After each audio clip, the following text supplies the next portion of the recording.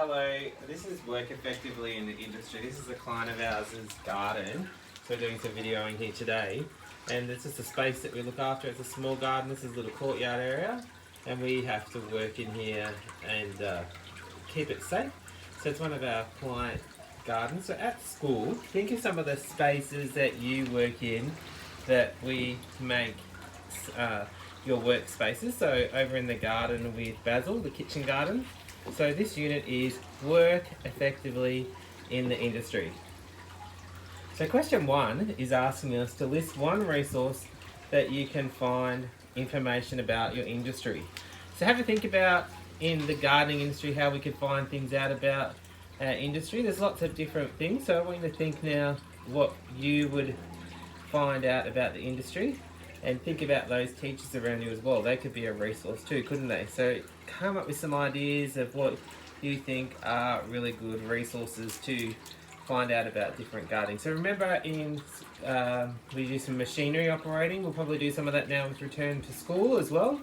And think about the gardening items. Think about the new food forest garden as well at school. So those kind of areas. So pause the video now and write down some answers. Pause the video.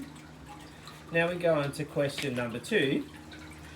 So industrial awards provide the terms and conditions for employees. List one term and condition below. So have a think about if you've got your own little part-time job, or have a look at some different. So Google now industrial awards and have a look at what some of those things are. And think about Basil and Michael. So one of the things, they like getting paid to do their job. So that might be a little hint for you there too, that they like to get paid. So have a think about those things that in our industrial awards, what conditions would apply in there. So have a look on the Google industrial awards.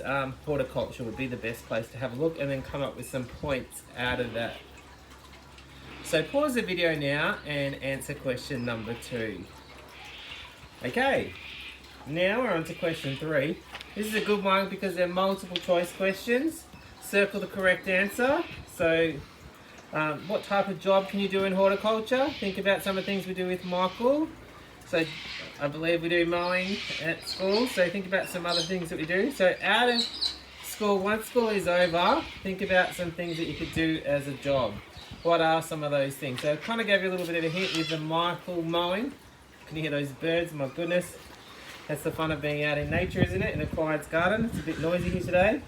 Anyway, so then the amount of previous experience that you've had to do that job. And then it's got a couple of other questions there. So I'll let you go through those ones. And if you've got some questions, ask your teacher. So pause the video now and answer those questions. Okay, so we're going to question number 4. What does biosecurity mean? Include 2 examples of potential biosecurity and put your responses down. So if you could Google biosecurity and have a look at those, what that actually means, and we'll have a chat in class what biosecurity is. So pause the video now and Google biosecurity.